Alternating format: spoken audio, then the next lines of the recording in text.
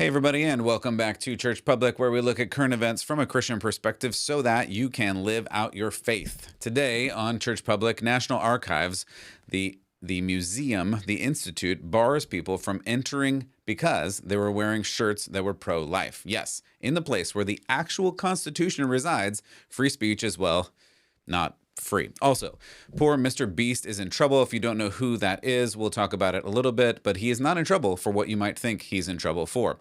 The FBI is after Catholics because, well, apparently they believe the Bible and who knows what's going on there.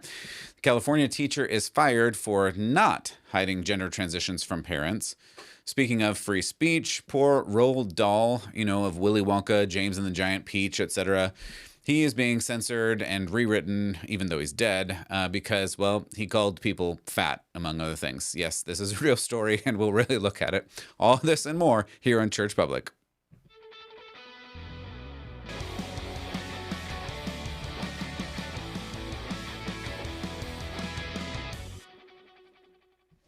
Well, welcome back to Church Public. Really appreciate you stopping by. I am your host, as always, Matt Odegaard, and on this show, we look at current events from a Christian perspective so that you know how to live out your faith. That's my goal. That's my goal for you, so that you don't just have a faith that resides somewhere in between Sunday and Sunday, that every day of the week you are doing something to grow your faith. I hope that you make it personal. I hope that you have a relationship with Jesus. I hope that you read your Bible every day so that you know who God is and how to live in this world. But beyond that, I'm just trying to help you out with the world's craziness and all the crazy things that are going on in it. And in order to look at the world from a current event perspective, we're going to try to take a Christian view so we can act Christianly. We can act like a Christian in this. So anyway, if you haven't already, hit the like, the subscribe, all the buttons, hit all the things. If you missed some episodes, go back and check that out at churchpublic.com. If you want to see the video, churchpublic.com/podcasts. You can go to YouTube as well. Most of them are on there. Some of the other ones are in different places like Rumble because they didn't make it onto YouTube. Long story there, but also the audio is available pretty much anywhere. So audio listener, I love you. I thank you. We're not doing too much video today, so you're going to be just fine. I will show a couple of pictures just for illustration, but I'll try to describe them if we need to. So after all of that, let's go ahead and get to some news. So we have the National Archives. Again, the National Archives, if you weren't sure, is the place where the Constitution of the United States lives, right? That's where it actually lives. It's actually called the, let me get the name right here, the National Archives Museum, and it's the National Archives and Records Administration, NARA. I'll try to say National Archives every time, but I'm reading off of the Christian Post article in this one. So anyway, the National Archives Museum in Washington, D.C. has apologized and agreed to provide a personal tour to a pair of visitors who sued the Federal Records Agency last week after being told to cover up their pro-life attire when visiting on the morning of the March for Life. So if you don't recall, the March for Life happened in Washington, D.C., a great celebration of now the overturning of Roe versus Wade so that we can save more poor babies who are getting killed at an alarming rate. So that's really good.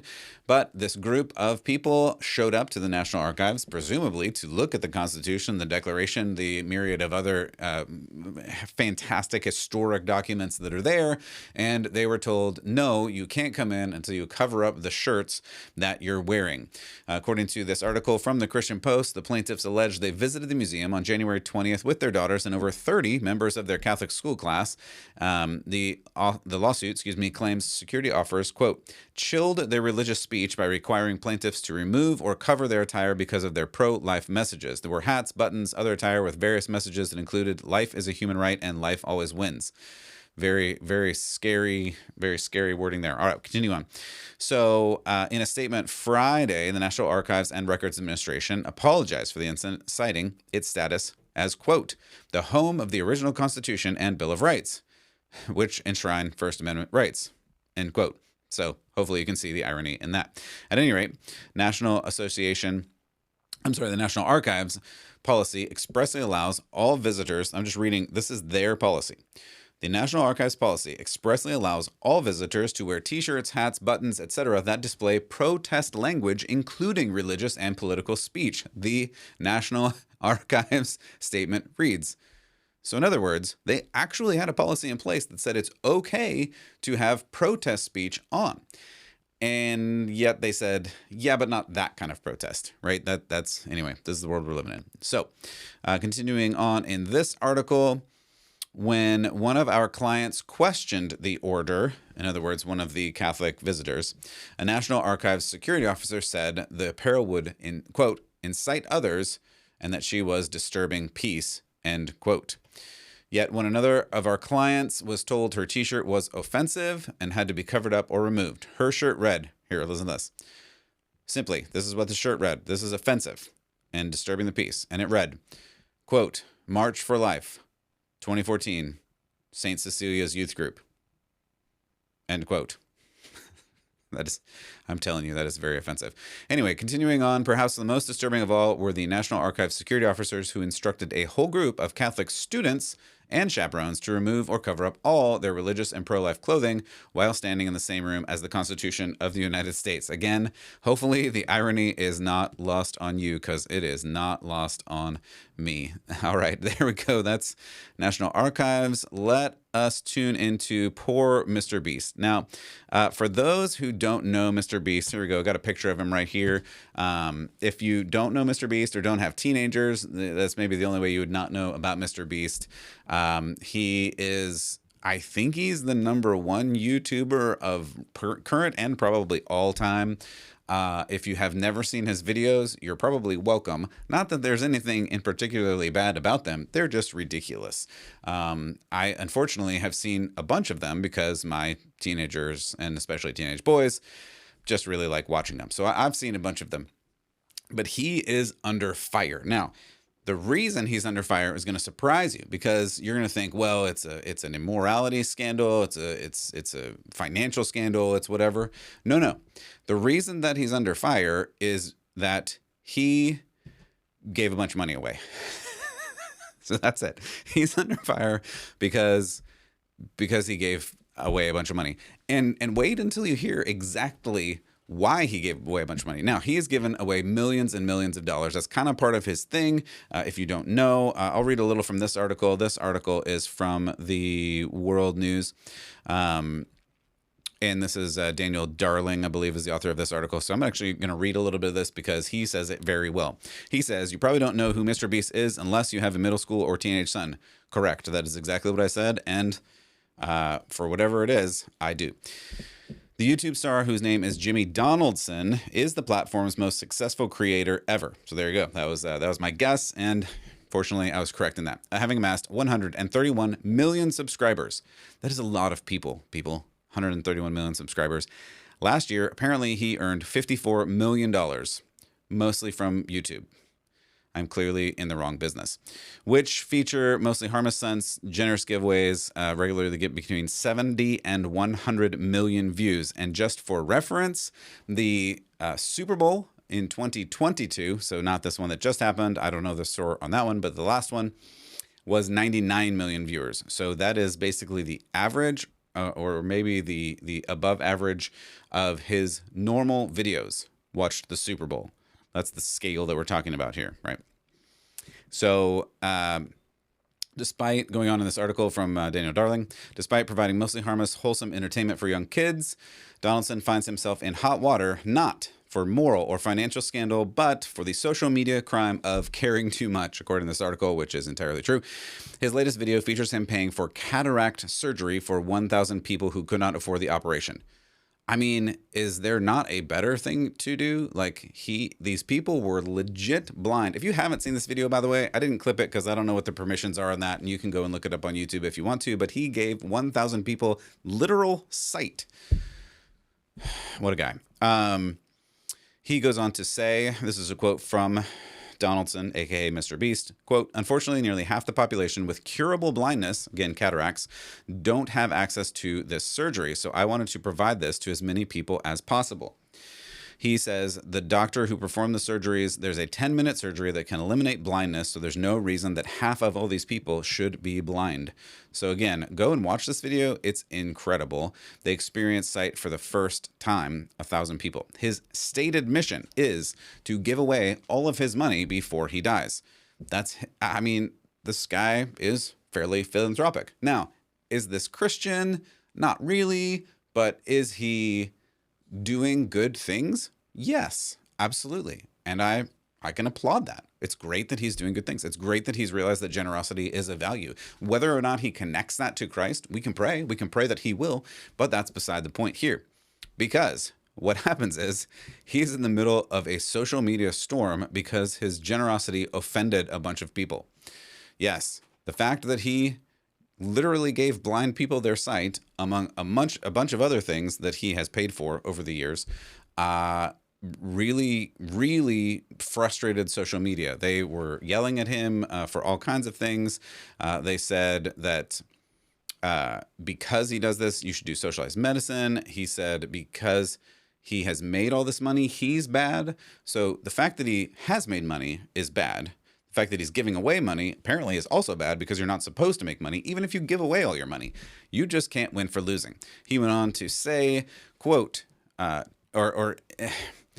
if you're not familiar with memeology, it's hard for me to explain this, but this is essentially a meme. He says, Twitter, rich people shouldn't help others with their money. Me, okay, I'll use my money to help people and I'll promise to give away all my money before I die. Twitter, Mr. Beast, bad. This is the world we live in, people. Daniel Darling goes on to say, only in an upside-down culture such as ours is the act of giving money away to those who are in need is a bad thing. And yet, apparently, for the would-be socialists online, none of whom seem to be giving their own resources away to fund surgeries for blindness, it is the very achievement of success that is the crime. Even though Donaldson, aka Mr. Beast, has pledged to give away all of his money in his life, the fact that he earned it in the first place is unforgivable. And since meeting human needs, according to this ideology, should ever only be done by the government, all philanthropy is bad. Well said, Mr. Darling. Well said. He goes on to say, we might be grateful that on a platform that is often a cesspool of moral filth, again, well said, in a world where celebrities use their platforms for nefarious or selfish ends, vis-a-vis the Grammys, as we looked at last time, in a world where the powerful exploit the poor, here is a young man who not only produces wholesome content, but uses his wealth for good. Scripture says, blessed is the one who is kind to the needy. Proverbs 14:21. Again, Mr. Darling, well said. Appreciate your status there. And I guess I'll just end on that one. Like, pray for Mr. Beast because he needs to find some Jesus and connect what he knows to be good with the actual spiritual value of being generous to the poor. So we can pray for him and hope that he finds some Jesus somewhere along the line. Continuing on to the FBI. Meanwhile, the FBI is warning that, well, I guess Catholics are dangerous again. I don't know where these things come from, people, but we just got to talk about them apparently because this is what's happening. So this article is from the Christian Post by Ryan Foley. According to this article, the FBI's Richmond office circulated a document classifying, quote, radical traditionalist Catholic ideology as a potential national security threat. In other words, to be a Catholic and follow Catholic teaching, and I know I'm a Protestant, and so I know there are differences in theology, but let's just take the mainline core of theology here of biblical marriage and a husband and one wife and males are males and females are females. I mean, even if you just stop at that and don't, kill babies, like if you just put those things on. This FBI is saying those things are a national security threat, apparently.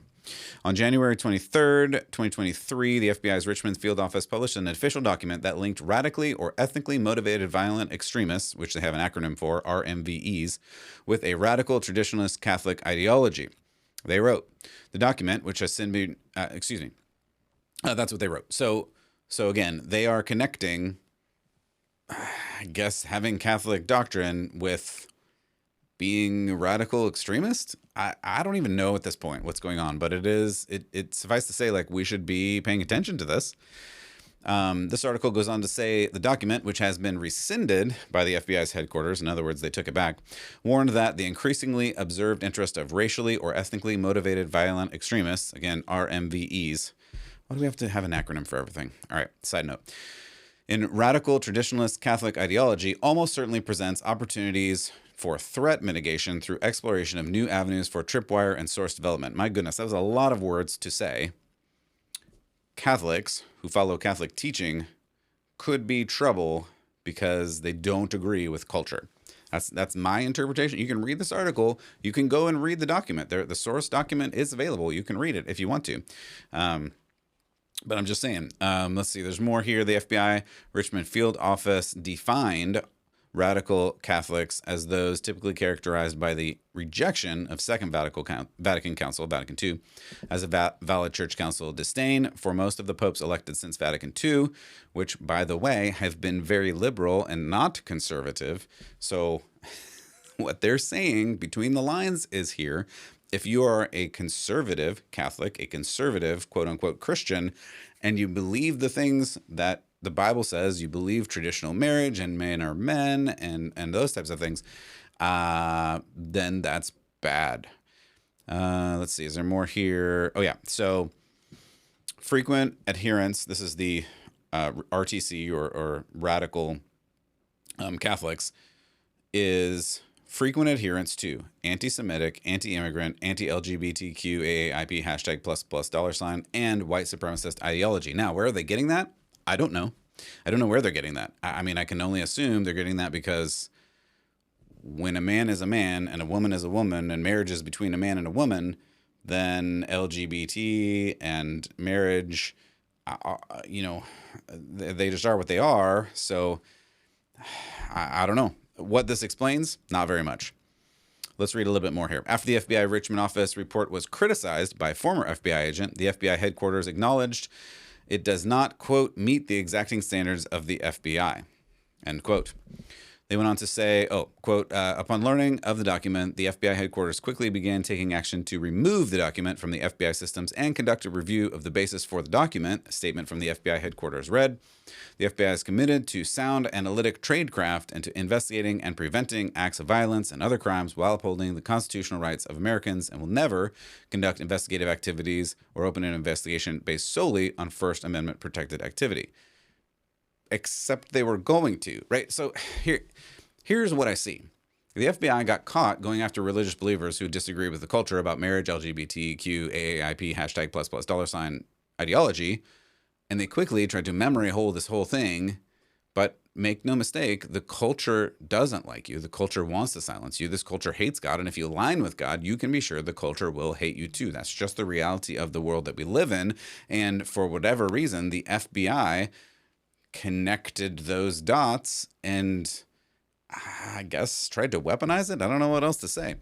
Brian Birch, the president of advocacy organization Catholic Vote, outlined concerns about the rescinded FBI memo in this statement, quote, the FBI's partnership with a discredited left-wing activist organization directly violates agency guidelines and makes a mockery of the DOJ's Department of Justice claim to fairly and impartially apply the law. Further, the growing pattern of hostility toward Catholics by the Biden administration, from its failure to properly address violence against Catholic churches to the relentless persecution of innocent pro-life advocates, deserves far more scrutiny by this Congress.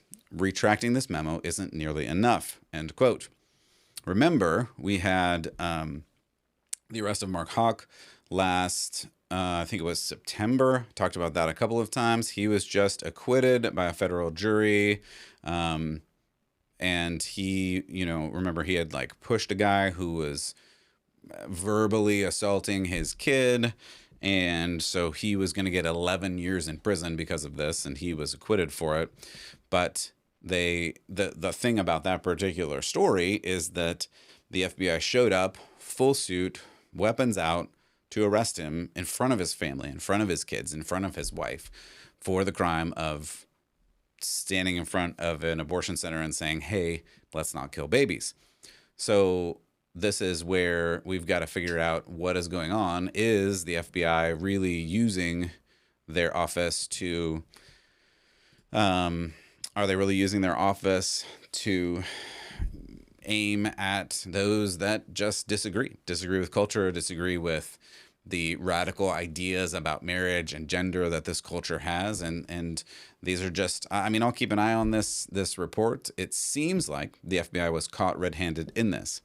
Does that mean they don't believe what they wrote? Does that mean they don't believe this order that they had? Does that mean that they won't try to do this again when no one's watching? I don't know. We'll have to see. We'll have to see what happens in that.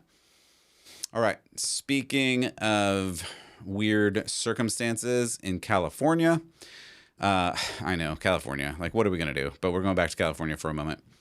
So this is about a California teacher. And the story caught my eye because, I have close relatives that are teachers. But beyond that, it's interesting to me because we need to talk about the education system. And I continuously talk about the education system because I think our kids are really, really important. Your kids are important. My kids are important. We need to really focus in on how we take care of our children. So this California teacher was forced to quit, but they were forced to quit because they would not hide students' pronouns from the parents. This is according to the New York Post. California teacher says she was fired from her job for refusing to conceal from parents the children's gender identity, which she claimed was against her Christian beliefs.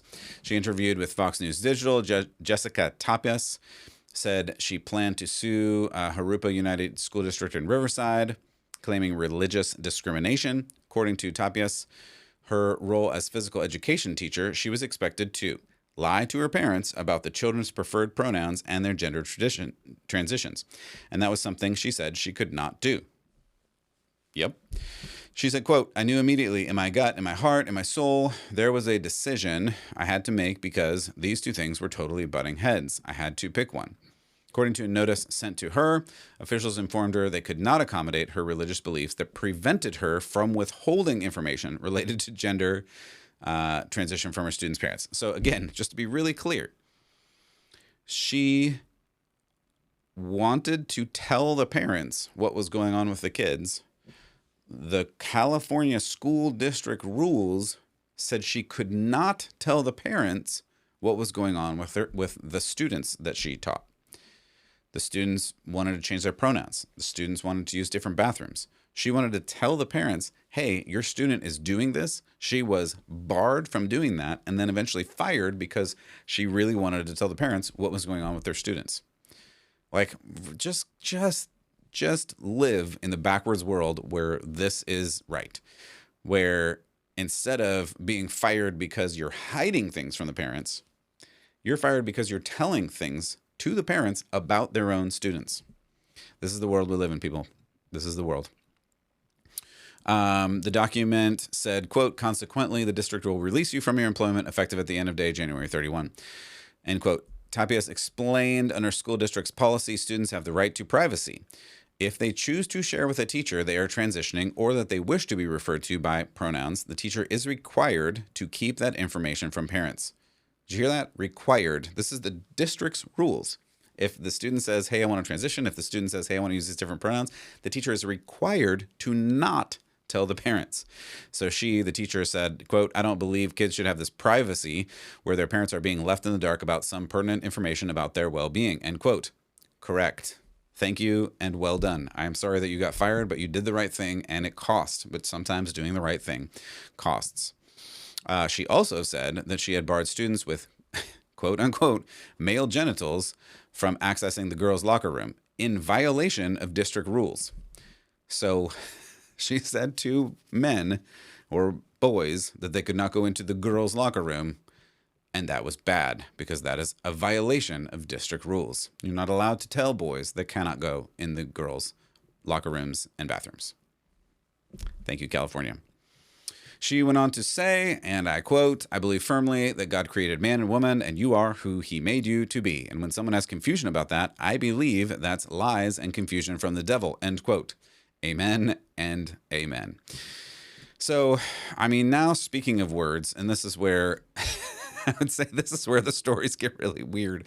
But unfortunately, we're already in the really weird category. So we'll continue on. This is Roald Dahl, like Roald Dahl, the guy who did Willy Wonka. I mean, you remember Willy Wonka. Let's see. Do I have a picture of the Oompas? Let's see. So here is the Oompa Loompas. I mean, look at these cute Oompa Loompas.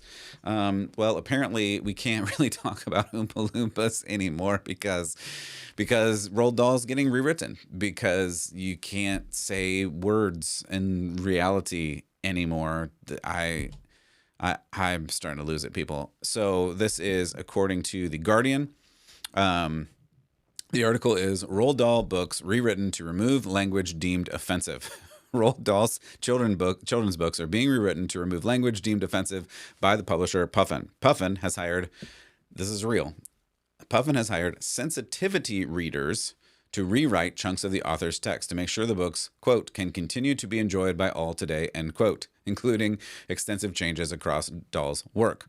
You know, I'm going to pause here and give this quote from our good friend George Orwell, who wrote 1984, a dystopian novel about memory holding things. Like, if you heard memory hole, that comes from there. Newspeak, that comes from there. A lot of the quotes that we talk about in regards to speech come from George Orwell's 1984. Here's a good one. Quote, every record has been destroyed or falsified, every book rewritten, every picture has been repainted, every statue, street building has been renamed, every date has been altered, and the process is continuing day by day and minute by minute. History has stopped. Nothing exists except an endless present in which the party is always right, end quote. Yeah, this is the world that we're living in. We cannot read Willy Wonka, James and the Giant Peach, and other books by Roald Dahl, or really anybody else, because in them is offense. And you cannot offend anybody, because if you offend everybody or anybody, that is the ultimate sin. If you offend somebody, then you just have to leave the earth, apparently, which really excludes every single book ever written until this moment, and probably even the ones that are being written right now, because you cannot possibly not offend everybody. Like, you're going to offend everybody. I mean, even getting to like Christian worldview, the gospel is offensive. It's offensive because it tells you that you are not good enough. That's what it tells you. It tells you you can't measure up. It tells you you cannot possibly make it in this world on your own. That's what the gospel tells you. That's very offensive. That's an incredibly offensive statement. That's not me saying this. That is the gospel. That is God saying, you have messed up so bad you can't possibly get any further. You can't get to heaven, of course. You're not good enough. You're not near good enough to get to heaven. Now, the good news of the gospel is that's not the end of the story. We have Jesus Christ who covers over our sins if we believe in him and if we have faith in him and if we accept him as the Lord of our life, so that we can be reconciled with God and we are made white as snow. Our sin, our ledger, our book of sins is wiped clean so that we don't have to deal with those because they are laid onto Jesus while he is on the cross, and he is then resurrected, and we will have resurrected life if we follow after him. But the first part of that is an incredibly offensive thing, and this culture cannot take it, especially when they are rewriting Willy Wonka. So this is where we've got, and here's a couple of things that have been changed. Let's see. Some characters, if they were called fat, you can't say fat anymore. It's just been cut entirely. Ugly has been cut. You can't call anybody fat or ugly because that is offensive, so we can't have that in the book at all. Augustus Gloop in Charlie and the Chocolate Factory is now just enormous instead of enormously fat, which, by the way, is exactly the same thing. So they've changed a word to make it exactly the same word. And the whole point of Augustus is he is incredibly large because he has no self-control, and that is his vice. It is a story about different vices and how they are bad. That's the whole point of it. To say that he's not enormously fat eliminates the whole point of the character, which is in trouble, in sin, having vices, and through those vices, he is then not allowed, this is a spoiler, to be the keeper of the chocolate factory. If you haven't seen or read the book at this point, I don't know what to tell you, but his whole point, the whole point of the character of Augustus is that he's fat because he eats everything in sight. To not say that just doesn't make any sense. You're rewriting this poor dead author's work to try to not offend people by using the word fat. I don't know what to tell you here, people. Like, we have literally lost our minds when we're getting to this. There's a book called The Witches, where a paragraph explaining that the witches were bald beneath their wigs. This is a good one. I'm sorry. So, the book, The Witches. There's a paragraph explaining the witches are bald beneath their wigs. Now it says, quote, there are plenty of other reasons why women might wear wigs, and there's certainly nothing wrong with that, end quote. So Dahl did not write that. It's not from him. It's these, what were they called? It's these sensitivity readers who say, well, you can't call a woman bald because there's certainly nothing wrong with being bald. Sometimes people just wear wigs. That's okay, right? No, that's not what Dahl wrote. He wrote they're bald because witches are ugly, because you don't want to be a witch. How does nobody see this? The witch is the bad character. They're bald under their wigs because they're bad, because they're witches. It. I'm going to keep going, which is probably going to be a disaster, but we're going to keep going. James and the Giant Peach. This is a good one. In James and the Giant Peach, the centipede has a song, and the song is, Aunt Sponge was terrifically fat and tremendously flabby at that. Now, since we can't say fat, it is... Aunt Sponge was a nasty old brute and deserved to be squashed by the fruit. So you're still killing Aunt Sponge, but now she's not fat, so that's better. Do I want to read any more of these? I don't know. It's here's a good one. Same song. Aunt Spiker was as thin as a wire and dry as a bone, only drier. But you can't say thin either than fat, because apparently thin is also bad. So now Aunt Spiker was much of the same, which is garbage poetry, by the way. Aunt Spiker was much of the same. As sometimes a writer, that's garbage. Anyway, Aunt Spiker was much of the same and deserves half the blame. That is garbage poetry. I'm sorry to say. Like, whatever sensitivity trainer wrote this, like, they're not good at poetry or English. So that's not even part of this. But anyway, moving on. Here's this is where it gets even better, people. This is where it gets even better. You also, in Dahl's work, now can't say female because science. I don't know where this comes from. So Miss Trunchbull in Matilda. Oh, I forgot. Yeah, Dahl wrote Matilda as well. Great little story.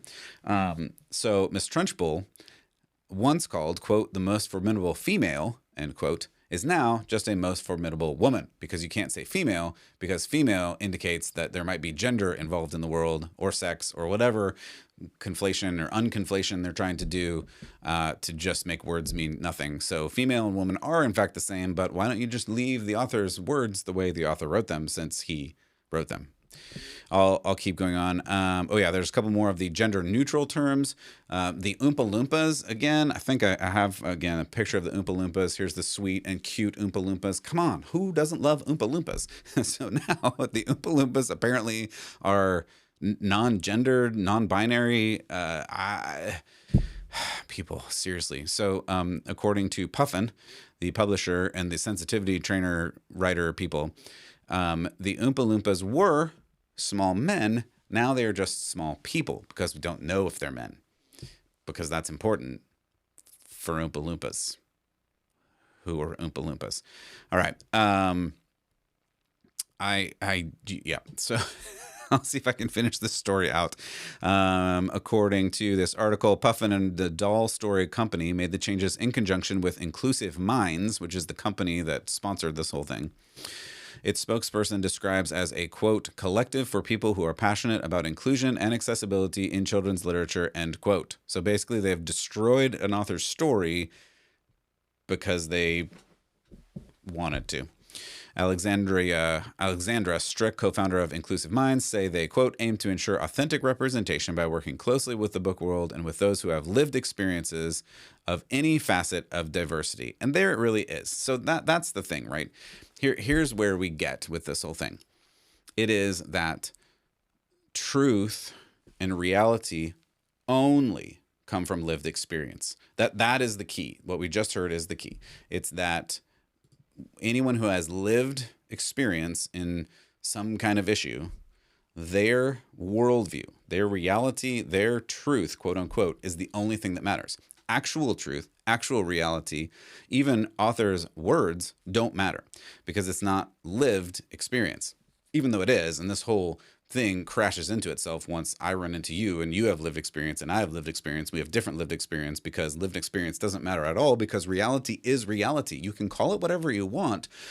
You can change words however you want, but it doesn't change reality. That's the problem here. And that's what we keep running into. It's the fact that you can say a man is a woman as much as you want, but it doesn't make it true. You can say a myriad of things as much and as loud as you want. You can rewrite all the books. You can do all the things that they want. but it doesn't make it true. And that's the problem that the ideological left runs into. This idea that you can just force your ideas, force your opinion into someone else just by saying it loudly enough or removing the things that you don't want. And by the way, as a side note, as if you're watching the video and you're looking over my shoulder and see that I have books, I have this shelf, I have other shelves in other rooms, please take note of this. Feel free to buy paper books, because digital books that you have are going to be changed without your knowledge on things like this, and they're just going to change. And the actual words of the author are just going to disappear, and you will never know the difference, just as our good old friend Orwell told us that they're just going to change whatever they want. The history is rewritten, the past is rewritten, the present is rewritten, everything is rewritten until all that they want is what they have. And that's where we got. Let's do a little bit more war on words. Yeah, we got time. We'll go through this, right? I mean, what else are you going to do today? Just kidding. So this is more war on words. This is from the Daily Mail.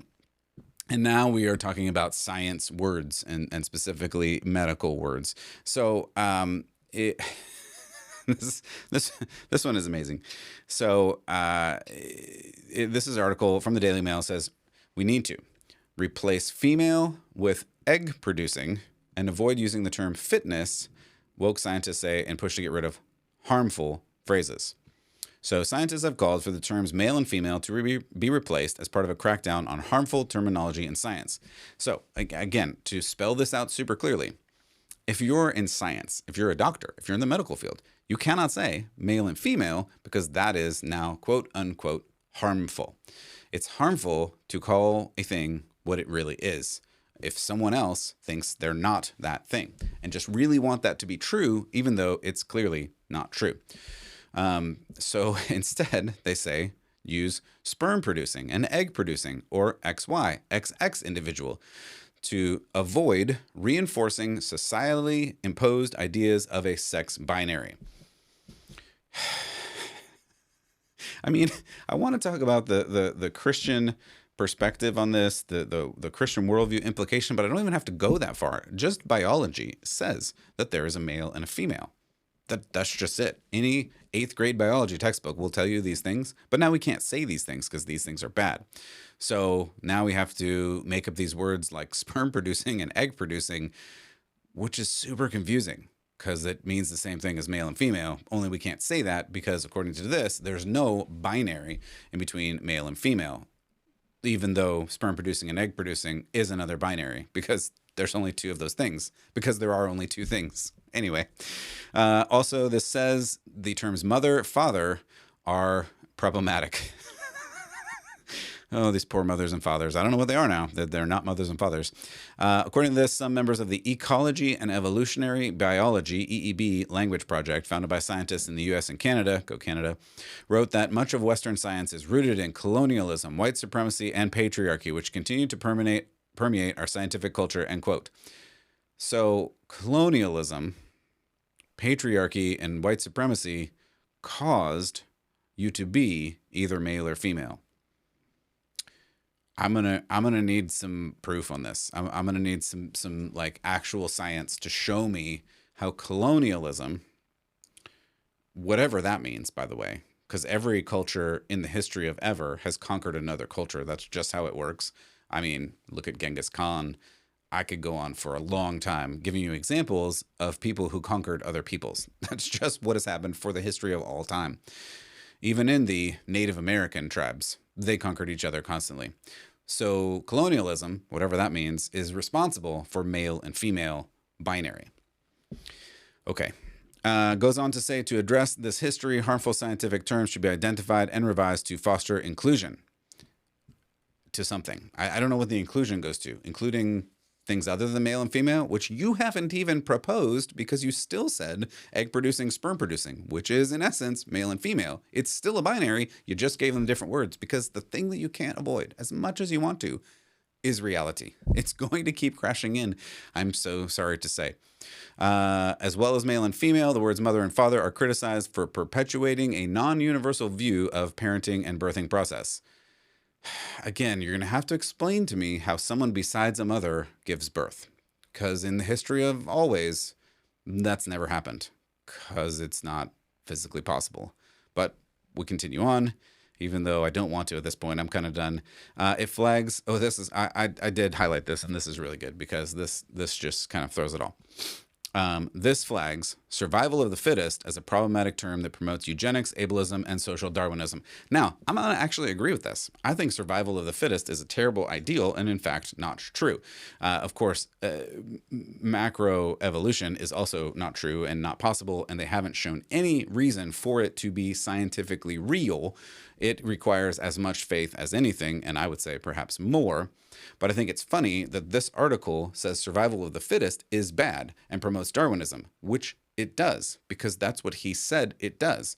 And the left forever has been saying this is great that survival of the fittest is part of evolution, only now it's bad because if you evolve to a certain place, then you can't survive because you're not fit anymore or something.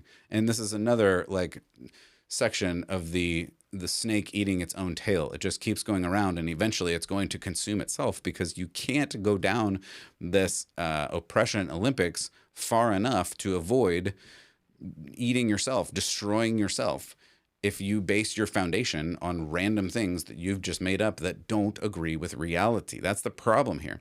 I'm going to end with this. I'm going to end with some Bible. We're going to look at Ephesians 4 because I think this is a good place to land on this, because it talks about words, and that's what we've been talking about. Words are really, really important, and the reality is we need to understand what words do and how they interact with other words, because it's the words that really, really show us what we do and show us how we can express reality. And God says things about words. He does talk about the fact that words are important. Words are powerful. The whole universe was created with words. And we, as children of God and made in the image of God, also have the power of words. And we need to use those words for good, not for evil, which means you have to say what you mean and mean what you say. Let your yes be yes and let your no be no, the very words of Jesus in Matthew 5. And Paul picks up on this in Ephesians 4 and says that lying is really bad. 4:25, therefore each of you must put off falsehood, lying, and speak truthfully to his neighbor, because you need to say true things. It's important to say true things. It's not good to lie to one another, even if that hurts their feelings, even if it's offensive. We have to say true things. Hiding the truth is not a loving thing. There's this misconception that love means love and loving your neighbor means doing whatever they want you to do, but that's not true. Loving your neighbor means telling them hard things sometimes. That's the reality of it, and that's the Christian way. Not in an offensive and mean way, but being real and being honest. That's really how we should be. And the interesting thing about this passage in Ephesians 4 is he starts with lying, and he goes on to, in your anger, don't sin. And if you're stealing, don't steal. He connects all of these things together because they are parallel in the sense that we need to do the right things, and lying is the wrong thing. Stealing is the wrong thing. Anger is the wrong thing. And then he ends it in 4:29 with, don't let any unwholesome talk come out of your mouths, but only what is helpful for building others up. Again, not in a bad way, a malicious way, an offensive way, but we have to say the true things. It's important for us to say the true things. And that's why this is so important, that we continue to do this and act bravely in the spite, in spite of this culture just saying, no, you must do what we tell you to do and say what we tell you to say. And we have to say, no, I can't. I have to say the truth. If that gets me fired, like this poor California teacher, if it gets my books rewritten because you can't write books about this anymore, we've got to do this. We have to do the right thing. We have to build up. Each sin, like lying and stealing and cheating and anger, needs to be replaced with something better, like the truth. As followers of Christ, we need to follow the example of Jesus, whose words were full of grace and truth, and in fact, so full of grace and truth that many, many people were amazed. Luke 4:22. Of course, we don't want to be offensive, but we cannot lie. So I hope that you go out and you tell the truth, again, not in an offensive way, but in a productive way. As always, for Church Public, I'm Matt Odegaard, and I hope that you will keep the faith.